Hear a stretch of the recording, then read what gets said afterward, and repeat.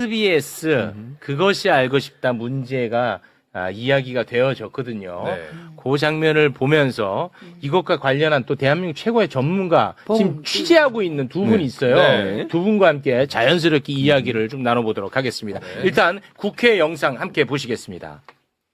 최근에 이재명 대통령께서 본인 SNS를 통해서 SBS의 그것이 알고 싶다라는 프로그램에 공개적인 사과를 요청한 일이 있습니다. 네, 알고 있습니다. 예, 그것이 알고 싶다가 2018년에 당시 이재명 성남시장과 파타야 살인 사건의 배후로 지목이 되는 국제 마피아파라고 하는 조폭 조직과의 연계 의혹을 방송한 것이 이제 그걸 문제 삼은 겁니다. 후보자님은 이거 어떻게 생각하십니까? 대통령의 이런 행위 적절하다고 보십니까? 그 대통령님의 발언에 대해서 제가 왈가하는 것은 실례이지만 그러나 통상적으로 이 말씀을 이해를 한다면은 우리 언론의 자유를 이용하여서 충분하게 보도와 기사를 쓰고 있습니다. 그것이 알고 싶다라고 하는 프로그램의 진행자의 실명을 거론하고 그리고 그 제작한 PD까지 특정하면서까지 협박을 했어요. 만약 제가 당사자라고 하면 상당히 섬뜩해서 밤에 잠이 잘 안 왔을 것 같습니다. 이재명 대통령이 이렇게 협박을 했는데 그렇지 않겠습니까? 반대로 이재명 바꿔놓고 생각하면? 대통령께 하신 말씀은 예. 언론의 자유에 따라서 자유롭게 보도했으면 그 보도에 대해서 특히 공중파, 지상파이기 때문에 그 보도에 대해서 사회적 책임도 져야 되지 않겠냐라고 하는 저널리즘 차원의 원론적인 그런 지적이라고 생각합니다. 야, 박충건이, 진짜 부끄럽다. 아니, 그러면 그 가짜뉴스가 그게 좋냐, 너는? 아휴, 너 뭐해, 박충건이 안 잡고. 너네 같은 애들 수준에서 잡아야 돼. 전 남한 사람이어가지고. 아니, 그런 얘기는 안 돼. 그런 얘기는 안 됐다. 적절치 않은 표현이었다. 예. 나 박충건이 진짜 너무 화가 나네. 자, 관련한 이야기, 대한민국 최고의 전문가 두 분을 저희가 모셨습니다. 요게 이제 그 파타야 살인사건으로부터 이제 시작된 거 아니겠습니까? 네. 파타야 살인사건의 주범이 김형진이고, 공범이 윤재균인데. 윤명균. 윤명균. 윤명균을 오늘 직접 만나고 온 사람이 대한민국에 살고 있었어. 그래요? 그분이 오늘 매불쇼 찾아주셨습니다. 정구승 변호사 박수로 모십니다. 네. 네, 오늘은 접견이 취소돼서 지난주 금요일 날 보고 왔던. 취소됐어요, 오늘? 지난주에 보고 왔고, 이번 주 화요일도 보고 왔던 정수입니다. 윤명균을 실제로 지금 접견을 하고 다녀요. 취재를 하고 있는 겁니다. 어마어마한 소식들 나옵니다. 사실은 취재라기보단 제가 이번에 아예 계약을 했기 때문에 이제 윤명균 씨의 변호인으로서 상황이 되었습니다. 그렇군요. 그래서 조만간 그 파타야 살인 사건 관련 재판 기록도 저희가 수령하기로 했고, 네. 그래서 다음 주 중으로는 그 재판 기록, 즉 윤석열 정권 때부터 저 사람들이 그 정권 치하에서도 계속 검찰 얘기를 했었거든요. 그 진술 내용까지 이제 재판 기록으로 확인할 수 있을 것 같습니다. 너무 좋습니다. 자, 그리고 또 한 분의 전문가. 이 건은 저널리즘 문제가 아니다. 2017년부터 차기 유력 대선 주자인 이재명을 제거하기 위해서 공권력과 언론과 국민의힘이 작업한 것 아닐까 하는 의혹 제기를 지금 하고 있는 대한민국 최고의 참기자 봉지욱 기자 박수로 모십니다. 네. 반갑습니다. 지금 정구승 변호사 시간이 없어가지고 빨리 잠깐 말씀드리면 일단 윤명균이 그러니까 파타야 거래 사건은 이제 2015년 11월에 태국 파타야에서 살인 사건이 발생을 했고 범인은 2명 김영진, 윤명균인데 윤명균은 사건 직후 태국 당국에 자수를 해서 거기서 수사받고 재판을 받아요. 거기서 형을 살고 김영진은 베트남으로 2년 8개월간 도피를 했다가 2018년 4월에 이제 베트남에 체포돼서 압송이 됐고 윤명균은 태국 교도소에 계속 있었어요. 지금 우리가 여태까지 얘기한 것은 김영진에 대한 이야기, 네. 김영진의 편지나 김영진의 법정 증언 이런 걸 공개한 건데 지금 정구승 변호사는 그 윤명균이 2022년 4월 달 대선 한 달 후에 태국에서 가석방 후에 이민국 교도소에 갇혀 있다가 송환이 되는데 알고 보니까 이 윤명균을 대선 직전에 데려와 가지고 이벤트를 벌이려고 했어요. 근데 이거는 검찰의 문제가 아니잖아요. 이거는 대사관까지 지금 개입이 돼 있고. 그거 우리가 다뤘잖아. 지금 현재에서 가 있는데 그 윤명균이 그러니까 저희는 여태까지 김영진을 통해서 윤명균의 이야기를 들었는데 지금 윤명균을 만났는데 저 이제부터 정구승 변호사가 설명을 좀 해서 보니까 아예 만나서 이렇게 적어 왔더라고요. 네. 뭘 적어 와서 이제 윤명균의 여기 지금 지문까지 찍혀 있거든요. 네. 자, 지금부터는 좀 천천히 예. 설명 좀 부탁드립니다. 일단 그렇게 작성된 경우에는 제가 이제 접견을 들어가면 그 전자기기를 쓸 수 없기 때문에 제가 메모를 받아쓰기를 하고 거기에 대해서 사실 확인을 윤명균 씨가 직접 하고 그 밑에 보시면 입회 교도관이 이거는 이분이 지문을 찍은 게 맞다라고 확인해준 이제 접견 메모입니다. 예. 그래서 보시면 이제 제가 나름 이제 매부쇼에 나올 거를 예상하고 그렇죠. 시간대별로 정리를 좀 했는데요. 예. 21년 9월 24일에 그 태국 국왕의 이유로 가석방 출소가 됩니다. 네. 그러니까 우리로 치면 8.15 특사 같은 걸로 나온 거예요. 근데 그 당시에 윤명균 씨는 그러면 여권은 만료돼 있기 때문에 불법 체류자 신분이라 교도소는 아니더라도 그러니까 범죄자를 가둬놓는 교도소는 아니더라도 풀어줄 수는 없으니 이민국 교도소에서 대기를 하게 됩니다. 21년 11월 말 또 혹은 12월 초쯤에 영사 혼자 그러니까 대사관 직원이 방문을 했는데 방문할 때부터 이 사람을 한국에 데려가기 위해 갑자기 이제 사진을 찍겠다. 그러니까 여권을 만들어서 송환을 시키려고 해서 윤명균 씨는 이거는 뭔가 이상하다 싶었고 그리고 태국에서 이미 자기 가석방까지 받은 상태인데 대한민국으로 돌아오는 순간 다시 한번 처벌을 받게 될 걸 알고 있어서 얼굴을 안 보여주고 사진 찍으려는 걸 필사적으로 가려서 여권 만드는 걸 막아냅니다. 그게 몇 그게 년도? 21년 11월. 2021년 11월. 저때가 언제냐면 바로 불과 한 달 전에 이제 장영하가 기자회견을 해서 박철민 돈폭 20억 돈다발 요게 이제 허위 사진으로 밝혀져서 실패로 약간 돌아가는 그때예요. 힘이 그거 약간 실패. 힘 빠졌을 때 바로 저 공작에. 그러니까 다시 말해 2022년 윤석열이 당선됐던 그 대선 직전입니다. 직전, 그게 그렇죠. 핵심이야. 맞습니다. 그래서 그렇고 한 달 좀 안 돼서 이번에 영사가 경찰과 함께 방문을 합니다. 그래서 이제 귀국을 보통 하는 경우에는 이렇게 강제 송환을 하는 경우에도 그 뭐 검사 비용이나 비행기 비용을 보통 피고인이 내야 된다고 하더라고요. 그런데 우리가 그거 다 부담해 줄 테니까 일단 가자라고 하는데도 계속 거부를 하니까 그때 그 유명균 씨의 표현으로 하면 여기가 편해? 라는 식의 경찰이 이렇게 얘기하면서 강제 송환을 하겠다. 그렇게 하니까 여기서 이제 경찰까지 나서서 이렇게 하니까 좀 무서워서 네. 그러니까 이 사람 속으로는 시간을 끌겠다는 생각으로 일단 사진 촬영에는 허락을 해서 이제 여건이 만들어졌고 강제 송환의 위기에 처하게 됩니다. 네. 이 사람이 여긴 이민국 교도소다 보니까 외부와의 소통이 가능했나 봐요. 전화를 해서 한국에 있는 지인을 통해서 어떤 변호사님과 소통을 했는데 그분 변호사님께서 알아보신 바로는 지금 들어오면 대선에 이용당한다. 저쪽에서는 윤명균 씨 땡겨가라고 안달이다. 이재명 지지율 떨어뜨리려고 한다라는 얘기를 이분은 이때 들어요. 변호사로부터. 예. 그래서 이게 들어가면 큰일 나겠구나라고 해서 일단은 코로나 핑계를 대면서 당시가 코로나가 좀 심했으니까 거부를 합니다. 그때 근데 이미 윤명균을 데리고 오려고 1월 초에 이제 22년도로 넘어가서 1월 초에 윤명균을 송환하기 위해 한국에서 경찰이 파견됩니다. 데리고 올라오고. 근데 이거를 코로나 핑계로 막아버리니까 대사관과 이제 경찰은 화가 났겠죠. 그런 상황에서 이제 1월 14일이 됩니다. 제가 지난번에 말씀드렸던 그 B14호 그 징벌방인데요. 갑자기 이분이 이민국 교도소에서 잘 있는데 갑자기 짐 싸라고 하더니 전화기도 압수하고 너 마약 유통했지 하면서 갑자기 이제 푹공이라고 하는 이게 태국어로 계급을 의미한다고 하는데 제가 듣는 추론한 바로는 경감급 되는 사람인 것 같아요. 이 사람이 태국어로 한국 대사관에서 너를 지옥에 넣으라고 했다. 라고 예고를 하면서 이제 징벌방에 보내게 됩니다. 지난번에 말씀드렸던 징벌방에만 간 게 아니라 처음에는 6명, 7명이 사용하는데 큰 방에 혼자 놓고 거기가 엄청 무섭대요. 그리고 막 쥐가 막 손바닥만한 쥐가 계속 돌아다니는 곳에 있다가 이제 당시에 태국 경찰 앞잡이들 뭐 미얀마, 캄보디아 뭐 그 조폭이나 순분꾼이라는 애들인데 걔네들이 와서 한국 가냐 안 가냐 물어보고 안 가면 때리고 이런 식으로 계속 하다가 그래도 안 간다고 이 사람이 버티니까 지난번에 말씀드렸던 그 1평 그 징벌방에 더 집어넣고 다시 묶어놓는 그런 것까지 하게 됩니다. 그래서 이 사람이 도저히 버틸 수가 없다라고 해서 가겠다라고 하고서 또 머리를 씁니다. 태국에 사건이 추가로 있으면 내가 아무리 가겠다고 해도 못 가니까 밖에 있는 사람에게 도움을 청해서 나를 고소를 해라. 예. 그렇게 해놓고 근데 당장은 너무 힘드니까 그쪽 대사관 쪽에서 협조하는 사람한테 나 갈게. 오케이, 도장 찍을게 하고 도장을 찍어놓고 몰래 자신을 고소하게 만들어 놓습니다. 그래서 이제 이 사람을 데리고 오려고 세팅이 다 됐는데 알고 보니까 태국 쪽에서는 이 사람 추가권이 있어서 못 가. 이렇게 돼서 이 사람이 대선 전에 못 들어온 겁니다. 안 들어오게 된 거고. 네.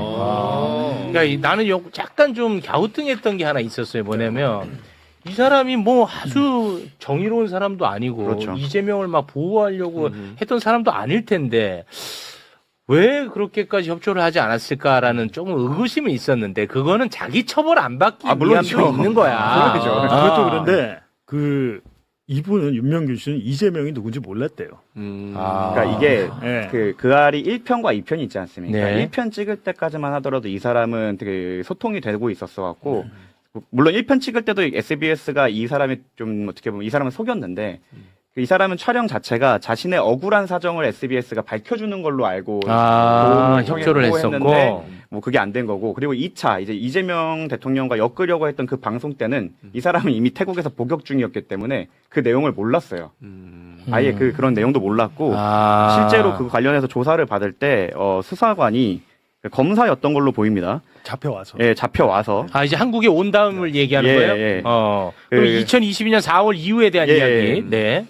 네. 김영진이가 이재명이랑 연관이 있어? 도망 다니면서 전화 통화도 하고 그랬다는데? 라는 식으로 물어보는데 누가? 그 검사가 검사가 네, 이 윤명균에게 근데 놀랍게도 이 사람은 이재명이 누군지 몰랐던 거예요. 정치에 관심이 없으니까. 물어봤는데 네, 이재명이 누구예요? 이렇게 돼버려서 좀 실패로 돌아간 검사는 진짜 인간이겠다. 이 새끼 이거 어디부터 시작해야 되는 거야? 누구요? 네, 그러니까 나온 말이 이제 지금 너 여기 귀국한 거 기자들이 몰라. 그러니까 나한테 협조를 안 하면 그 알 3 찍어서 국민들의 공분을 사게 해서 너 한번 말아주겠다. 이런 얘기가 그때 나온 걸로 보입니다. 와. 근데 이제 중요한 거는 이거는 2022년 이제 송환돼서 강제 송환돼서 이후인데 2018년에 김영진을 데려왔잖아요, 압송해서. 네. 근데 김영진의 살인 혐의에 대한 증거가 하나도 없었어요. 그래가지고 당시에 검찰이 이 수사가 6개월 걸립니다. 그래서 검찰이 검사하고 경찰이 태국을 갑니다. 그 윤명균 기록 받으려고 윤명균 증언도 받고 그때 얘기가 난 더 그거던데. 네. 그때 그러니까 이 파타야 살인 사건은 지금 우리가 보통의 사람들은 그냥 유죄라는 걸 확신을 하고 그 다음 송환을 했다 이용했다도 있는데 사실 그 사건 자체도 조금 미심쩍은 게 많은 게 이 사람이 태국에서 재판 받을 때 통역관이 한국 사람이 붙거나 한국어를 할 줄 아는 태국 사람이 붙어야 되는데 인도네시아 사람이 붙어서 이 사람은 재판이 어떻게 흘러갔는지도 모르고 그냥 처벌을 받게 됐고 뭐 의료 기록을 보면 두개골 한물로 그러니까 그 공소 내용이나 재판을 보면은 두개골 한물로 죽었다는데 의료 기록에는 그런 내용이 없고 막 이런 식의 좀 억울한 측면이 되게 많았던 것 같아요. 그 변호인으로서의 역할은 법정 가서 하시고요. 그런데 그럼 그렇게 처벌을 받게 되었느냐라고 제가 물어보니까 그래도 수사기관에서 수사를 해서 다 된 거 아니냐라고 했더니 당시 이제 수사를 받을 때 경찰이 와서 이제 그 공범과 윤명균의 사이를 이간질을 하면서 이 사람을 불어야 너가 산다라고 하면서 시간대별로 시간대별로 너가 진술해야 되는 거를 지정을 해줍니다. 그러니까 이 사람은 처음부터 이걸 알아서 진술을 한 게 아니라 이 사람 주장입니다. 지금 이 사람이라는 게 윤명균 얘기죠. 당시 자기는 운전을 하고 있어서 잘 몰랐는데 경찰이 이 몇 분 때는 뭘 했다 진술해. 그래서 진술하고. 아니, 그거 말고 네. 검사가 2018년에 태국에 와가지고 그때. 윤명균에게 한 얘기 그게 이제 이 사건 말고 이재명 관련해서만 한국 검사가 2018년에 태국에 그 가서 검사는 김영진을 수사했던 그 검사. 맞아요. 오케이. 자, 수사관 그거 2명과 카메라 촬영 담당 1명 그리고 대사관 사람 태국 경찰 2명이 와갖고 아까 말씀드린 그거예요. 이재명이랑 연관이 있어 도망 다니면서 전화 통화를 하게 했다는데 근데 이재명 모른다고 했던 것뿐만 아니라 이제 내가 엮으려고 했는데 기소를 못했다. 그래서 네 증언이 없으니까 도와달라라고 하면서 아까 말했던 그 경찰 수사 기록을 주면서 지난번에 너 도장 찍었잖아. 이대로 얘기 안 할 거야? 하면서 그때도 압박을 했다라는 취지입니다. 그것도 2018년 얘기죠. 이건 지금은. 18년입니다. 와, 2018년에? 2018년도 이제 그랬던 거고. 와, 집요했어, 진짜. 이재명이라고 하는 정치인을 제거하기 위해서. 그래서 이게 그 저널리즘 관점, 어떤 방송의 관점으로 요거를 좀 접근하면 안 될 것 같다는 생각이 계속 듭니다. 예, 그래서 제가 국회에서 얘기할 때도 이게 단지 언론 자유의 관점에서 언론의 자유와 책임, 뭐 언론 자유의 남용, 허위 조작 정보 유포 이 차원을 넘어서 이거는 검언유착을 넘은 부의라고 지칭되는 판결문에 그게 누군지 모르겠지만 그 부의라고 지칭되는 어마어마한 정치 공작으로 보인다라는 식으로 정리를 했던 겁니다. 네.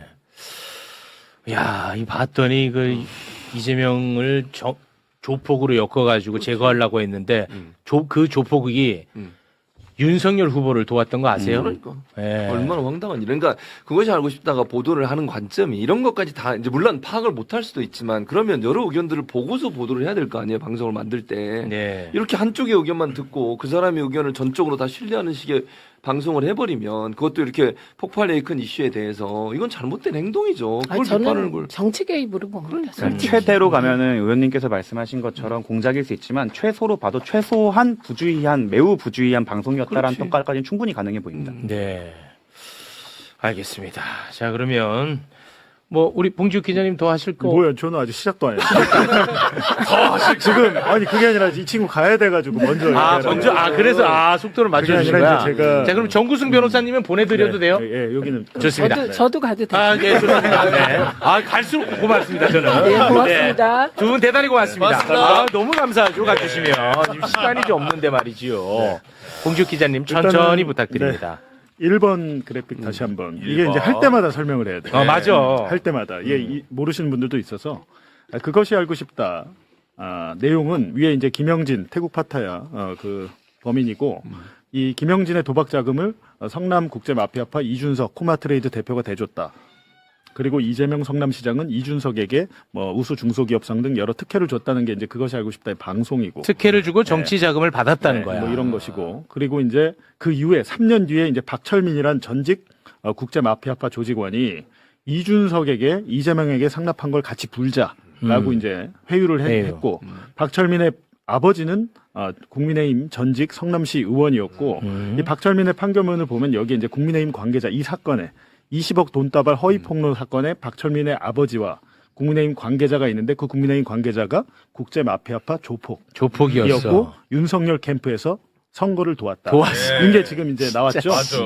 이 영화도 이런 영화가 없어. 그래서 이제 김영진 씨가 저한테 이제 편지를 새로 보내왔습니다. 이번 주에. 이번 네. 주에 김영진 씨가 네. 편지를 보내왔어요. 저한테 3월 29일자 찍혀 있죠. 2026년 3월 29일에 이제 보낸 거죠. 오. 보낸 거고 제가 어제 받았는데 예, 이제 봉지욱 기자님께 하면서 아직은 이제 저에 대해서 약간 뭐랄까 경계심이 좀 있습니다. 경계심이. 네. 경계심이 있는데 제가 이제 김영진 씨 아버지를 통해서 이 사건에 대해서 본인이 기억하는 바를 한번 쭉 적어달라고 그러는데 11장의 편지로 온 거예요. 온 건데 내용을 잠깐 보여드리면 네. 2번, 3번, 5번이요. 5번 CG. 한번 읽어주시죠. 5번. 자, 저는 이재명 전 성남시장과는 만난 적도 도피와 관련한 어떤 도움도 받은 사실이 없고 뇌물 전달과 관련하여서도 아는 바 없고 조작임을 밝힙니다. 형광펜 부분만 읽으면 될까요? 네. 경찰 조사 과정에서는 이재명 전 성남시장에 대한 언급이 없었습니다. 변호사와 동행하여 조사를 받을 때를 제외하고는 담당 검사는 계속해서 저와 이재명 전 성남시장에 대한 얘기를 시작했습니다. 당시 검사는 부장님이 김영진 씨한테 기대가 크다며 조사 시작 전 톡 까놓고 얘기를 한다며 SBS 그것이 알고 싶다가 몇 달 후 방송으로 김영진 씨랑 선배 이준석 씨가 이재명 전 성남시장에게 뇌물을 주고 유착이 지금까지 이어지고 있다는 내용으로 방송하면 너는 끝난다. 이런 내용이 이제 붙어 있고요. 야, 요거는 이제 2018년 예. 그것이 알고 싶다 이재명 편 방송하기 전이네요. 전 상황. 두세 달 전으로 보이고요. 네. 그리고 이제 6번 자료를 보시면 김영진 씨가 더 쉽게 가려면 말을 조금만 보태어주면 될 것 같아요. 이렇게 얘기를 네, 했다. 그리고 이제 이어서 김영진 씨가 그렇게 해주면 김영진 씨 사건에 대해서는 부장님이 확실하게 특수상해나 상해치사로 마무리 준다고 했다. 그리고 그 밑에 보면 형광펜에 김영진 씨 지금 서울중앙지검에서 제일 핫한 게 뭔지 알아요? 라고 하면서 이재명 뇌물 사건을 언급했다는 거잖아요. 근데 이 말이 7번 CG를 한번 보여주시면 진짜 무섭다. 이거는 이제 박철민 사건에 2023년 9월 11일 윤석열 딱 당선 6개월 후 박철민 사건에 김영진이 증언자로 나갑니다. 왜냐하면 박철민이 지목한 게 김영진과 이준석이 이재명에게 상납했다는 거잖아요. 네. 그래서 본인이 이제 뭐 피고인은 아니고 참고인으로 나가서 증언을 했는데 여기 보시면 지금 빨간 테두리 안에 네. 잠깐만요. 네. 박철민 사건이라고 하면 박철민 허위사실 유포 네, 사건입니까? 20억 돈다발 허위 폭로 사건. 좋습니다. 네, 그거기 때문에 박철민이 주장한 게 그할 방송 내용과 거의 비슷합니다. 이준석과 이 김영진이 이재명에게 상납했다는 거고 김영진은 배달자로 지목이 됐고 근데 당시에 이게 언제입니까? 2023년 9월 윤석열 정권 때잖아요. 그렇습니다. 이때 김영진이 법정에서 김영진 씨 지금 중앙지검에서 제일 핫한 게 뭔지 압니까? 뭔데요? 지금 이재명 씨 뇌물 관련돼 있는 거 저거랑 몇 달 있으면 그것이 알고 싶다 해서 2차적으로 또 보도가 될 거다. 이게 지금 법정 증언이잖아요. 와. 이 내용이 지금 2023년이란 점입니다. 그게 굉장히 중요한 네. 포인트야. 그러니까 지금 이 편지는 저한테 최근에 왔지만 2023년에 이미 이 편지 내용과 동일한 증언을 하는 거예요. 그렇습니다. 이 얘기를 반복적으로 해야 돼요. 왜냐하면은 지금 정권이 바뀌었으니까 김영진이가 이재명 유리한 쪽으로 얘기하지 않을까 하는 전혀. 또 물타기 할 거 아니야. 근데 그렇지 않다. 윤석열 정권 때 재판에서도 똑같은 이야기를 했다라는 걸 보여주고 있습니다. 그리고 굉장히 중요합니다. 이에 대해서 제가 하나 더 검증을 했는데 편지 내용을 제가 이제 검증을 좀 해보는 거예요. 8번 보시면 좋다. 여기 한번 읽어주시죠. 검찰에서는 이미 SBS 그것이 알고 싶다와 깊게 연관되어 방송 내용까지 맞춰가며 준비를 해가던 상태였습니다. 그러니까 그냥 쭉 읽어주세요. 더욱 제가 충격적이었던 건 당시 검사는 이준석 씨랑 이재명이랑 돈 주고받고 친하게 지내는 것, 강력부 검사가 국제 마피아 조직원들 진술 다 받아놨어요 라는 것이었습니다. 또 저에게 김영진 씨가 긴 얘기할 필요 없고 조사 다 끝난 거에 살 조금만 붙이면 그걸로 충분해요 라는 것이었고 당시 매우 혼란스러웠습니다. 와. 근데 이게 무슨 이건 뭐 김영진의 일방적 주장이지만 이 주장대로라면 이거야말로 그야말로 검언 유착입니다. 이미 내가 잡혀왔을 때 내 담당 검사 말고 강력부 다른 검사가 국제 마피아파 조직원들 다 조사해서 끝냈어. 받아놨어요. 네가 거기다 살만 붙이면 끝나. 협조해 이런 취지로 지금 얘기를 하고 있는 네. 거예요. 근데 이거에 대해서 사실은 제가 이제 당시에 정말 그러면 서울중앙지검 강력부가 성남국제마피아파 수사했을까? 궁금증이 일잖아요. 네네. 수사했습니다. 네. 수사했어. 강력부가 수사했어요. 오기 전에 이미 이준석도 입건이 돼서 수사를 받고 있었고 이준석은 김영진 오기 전에 이준석은 별도의 인터넷 도박 사이트 김영진과 관계없는 다른 사건이야. 예, 다른 사건으로 수사를 받고 있었고 여러 국제 마피아파 조직원들이 중앙지검 강력부에서 조사를 받은 상태였어요. 그러니까 김영진이 와가지고 이재명 살만 붙여주면 끝나는 이런 상황이었던 것 같아요. 지금 보면. 네. 근데 3번 자료에 보면 본인의 이제 김영진도 보면 내가 그냥 말만 하는 게 아닙니다. 이런 걸 갖고 있습니다라고 저한테 얘기해요. 한번 여기 읽어봐 주시죠. 형광펜. 네. 실제 이재명 대통령님을 제가 언급하고 있었음을 저희 친구와 대화한 2018년 5월 18일 면회 과정 녹취록을 첨부하고 검사들의 압박으로 법원 재판 중에도 이재명 전 성남시장과 연류 의혹은 모두 사실이 아니면 억울하다는 취지로 서면 제출하거나 법원에서 직접 발언한 자료를 첨부하겠습니다. 저는 이재명 전 성남시장과는 만난 적도 도피와 관련한 어떤 도움도 받은 사실이 없고 뇌물 전달과 관련하여서도 아는 바 없고 조작임을 밝힙니다. 그러니까 지금 여기서 아까 뭐 법원 재판 증언 말고 저희가 이미 공개한 거 말고 더 있는지는 봐야 될 것 같습니다. 앞으로. 근데 여기서 친구를 언제 만났습니까? 2018년 5월 18일. 네. 쫙 압송돼서 온 지 한 달밖에 안 됐을 때예요. 이때 검찰 조사 받을 때 아닙니까? 면회 과정에 녹취록이 있다고 그랬잖아요. 네. 이게 뭘까? 라고 했는데 4번 자료. 있어? 있어. 보니까 당시의 변호인이 우리가 면회를 10분 할 수 있잖아요. 그 면회하면 그거 다 녹음됩니다. 대북 송금 사건에서도 이화영 부지사가 부인이랑 만나서 얘기한 거 다 검찰이 다 풀어가지고 수사 기록에 첨부를 했어요. 근데 이걸로 또 이 녹음 확보했네. 파일을 김영진 측 변호인이 확보를 해서 속기 공증사무소에서 공증을 받아놨더라고요. 오. 자, 이게 속기공 중요합니다. 보이죠? 2018년 5월 그러니까. 18일입니다. 그러니까 여기에 2018년 지금, 예. 5월 18일. 그러니까 여기에 보니까 예. 이게 지금 전체를 못 가고 제가 딱 첫 장밖에 없는데 지금 전체 뒤에 더 봐야 되겠지만 네. 김영진이 지금 친구에게 뭐라고 얘기합니까? 친구가 일단 네. 나 어제 연락받고 바로 왔다. 그러니까 김영진이 밖에 우리 동네 지금 내사하잖아. 그래갖고 꼬마 애들은 다 수원구치소에 있고 형님들은 여기 있고 밖에서 이재명 어쩌고 그런 거랑 이상한 거 많더라고. 와 대박이다. 그러니까 이때 이재명 언급하죠. 그리고 와. 김영진이 뭐라고 했습니까? 수사에 협조하면 나 원래 살인 혐의로 기소 안 하기로 했다. 상해치사로 해주기로 약속했다. 그 얘기 들었다 그랬죠. 대박인데. 그 밑에 뭐라 그럽니까? 친구가 어떻게 될 것 같아 형진아 이러니 김영진은 일단 나 살인 부분에 대해서는 기소 안 한대 검사가. 와 씨. 그러니까 이 뒷부분을 더 봐야겠지만 대박인데? 뭐 이런 거 같다가 아니 이거 대박이네. 원래 이렇게 하는 겁니다. 검증 보도는. 아니 자 건방 떨지 말고 아니 건기는 아 이거 아니, 대박이네. 아니 뭐 이 정도. 아 이게 2018년 네. 5월 18일이라니까. 그러니까요.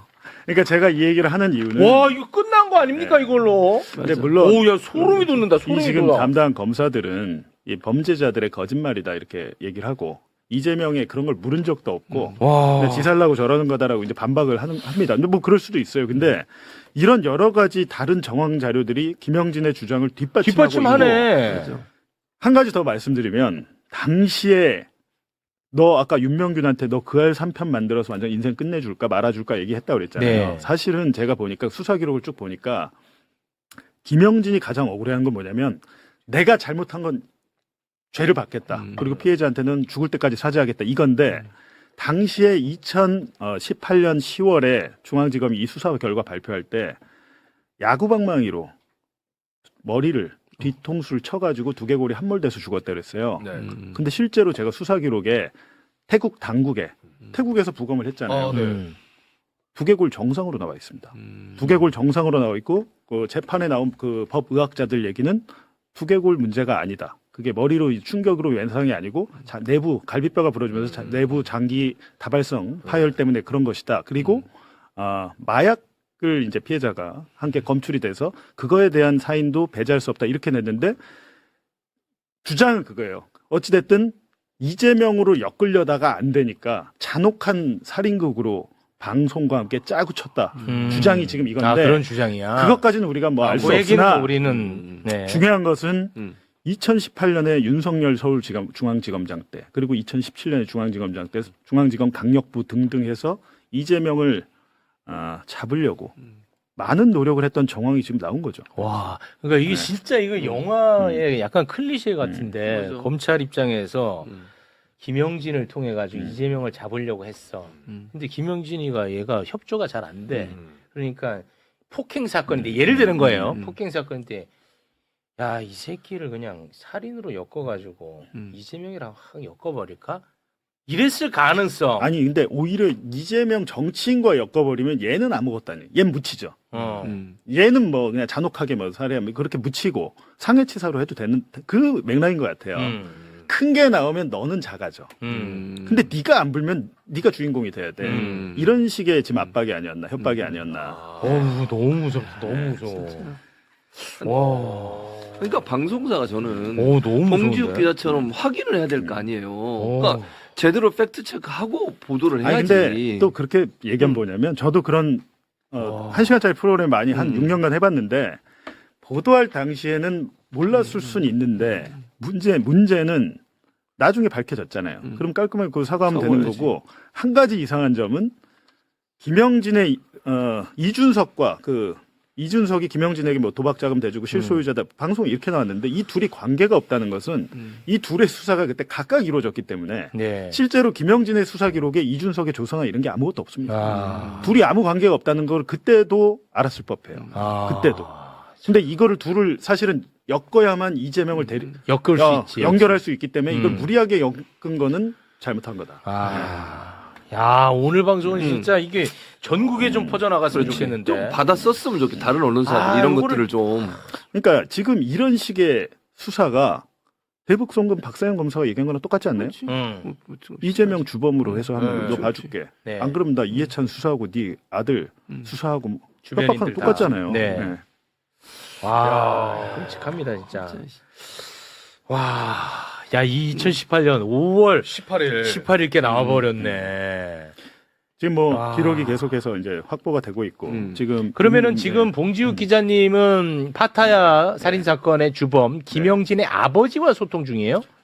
그렇죠. 이제 이분은 이제 교도소에 있으니까 네. 21년 6월인가 받았어요. 지금 17년 플러스 4년 6월 해가지고 그럼 아버지가 이렇게 뭐 열심히 적극적으로 협조할 수 있는 동의는 아들이 억울하다고 생각하기 때문일 가능성은 그 높겠네요. 말씀을 많이 하세요. 그래서 아버지도 보니까 암투병 중이시더라고요. 아, 그래요? 이제 암 수술을 곧 하실 것 같은데 죄를 지은 만큼만 벌을 받아야 되는데 그때 이재명 그거 잡는데 협조 안 했다고 그렇게 천하에. 근데 뭐 이분이 잘못한 건 맞죠. 보니까 입국 과정에서도 막 욕하고 본인이 이제 매를 번 것도 있어요. 김영진이.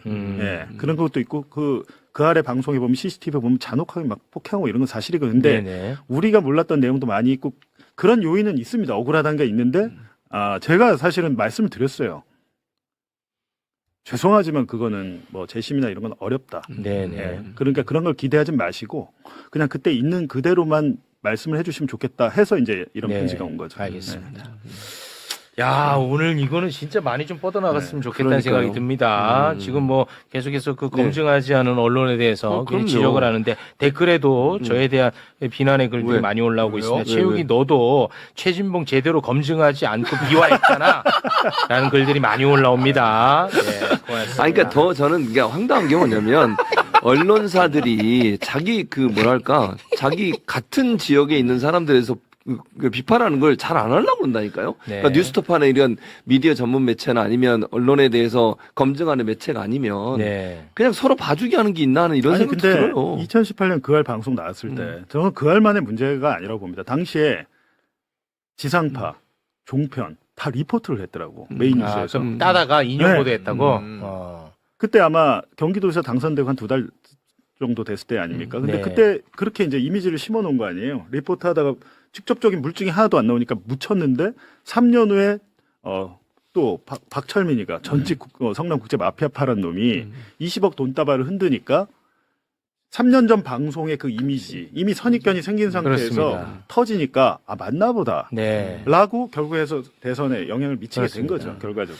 2018년에 그때 방금 말씀하신 모든 언론이 다 왜냐하면 그것이 알고 싶다 굉장히 인기가 많고 신뢰가 높았단 맞아요. 말이야. 네. 그래서 언론이 다 받았었어요. 근데 그 와중에 저널리즘 토크쇼에 내가 출연했던 그 김대영이라고 하는 사람이 약간 좀 도라이거든요. 그분이 욕을 엄청나게 먹으면서 그것이 알고 싶다 비평하는 봤어요. 그걸 했었어. 그거 막 근데 현장 내가 거기서 취재도 하고 그랬더라고요. 취재하고 그래서 욕을 엄청 먹었다니까 그 사람이 그걸 해가지고. 잘했습니다. 예. 그때. 아주 잘했더라고요. 아, 근데 그걸 갖고 나를 또 막, 내가 이제 그때 워낙에 이제 그것이 알고 싶다가 신뢰도가 높다 보니까 앞에 이제 그것이 알고 싶다 다 비판하고 마지막에는 뭐 이것 때문에 위축되지 않았으면 좋겠다. 그것이 알고 싶다. 내가 그거는 사과 지금도 하는 마음이 있습니다. 그냥 비평만 했으면 됐는데 내가 응원의 메시지를 던지는 이건 내가 잘못한 거죠.